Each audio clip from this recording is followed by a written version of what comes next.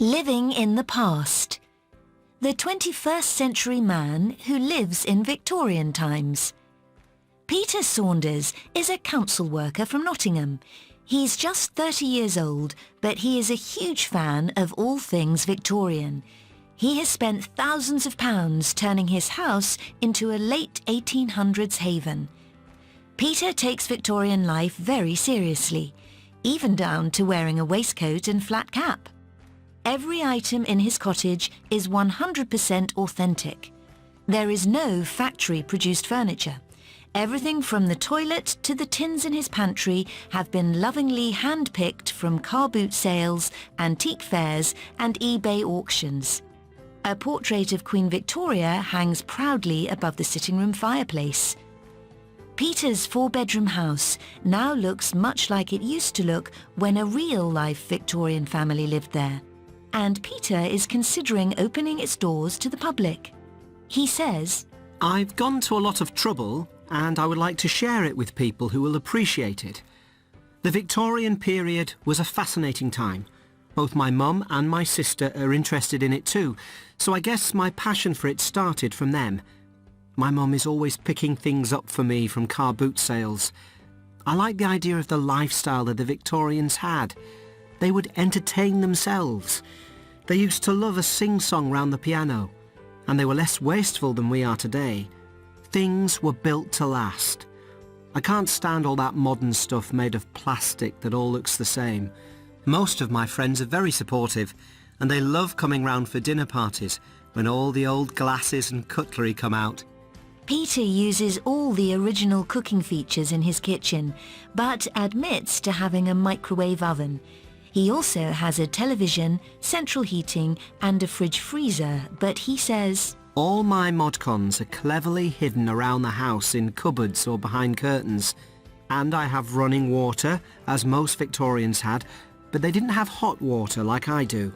The house has an outside loo, which Peter is restoring. "But I also have a Victorian-style indoor bathroom with antique fittings. So I suppose I have the best of both worlds.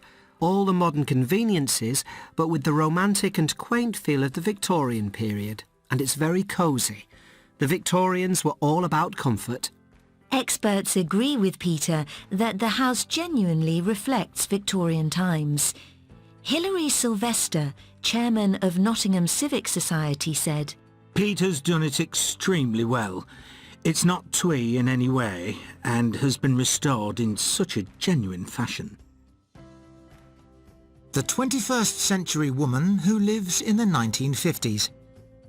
Joanne Massey, 35, lives in a recreation of a 1950s home in Stafford with her husband Kevin, 42, who is a graphic designer. Joanne is a housewife. She says, "I love nothing better than fastening my pinny round my waist and baking a cake for Kevin in my 1950s kitchen. I put on some lovely Frank Sinatra music and I'm completely lost in my own little fantasy world. In our marriage, I am very much a lady and Kevin is the breadwinner. We've been married for 13 years and we're extremely happy because we both know our roles. I make sure our home is immaculate, there is dinner on the table and I look pretty to welcome my husband home." Joanne doesn't even put petrol in their Ford Anglia car, which is 43 years old, because she thinks that is unladylike. She asks Kevin to do it. She only ever wears 1950s clothing, such as tight pencil skirts, a white blouse and a wide belt. Her furniture is all from the 50s. The kitchen is an original English rose design, which used to be very much the in thing. They advertised for it in an antiques magazine and bought it from a family in Scotland who had it in their garage to keep tools in. Joanne thinks modern life is too hectic. Shopping in supermarkets is an ordeal, and she doesn't read newspapers. They are just too distressing.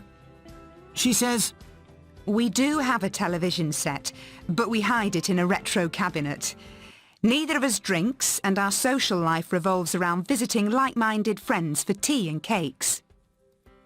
Her obsession began as a teenager.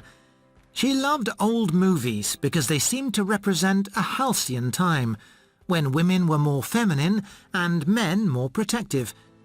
She could have gone to university, but chose to work in a bank.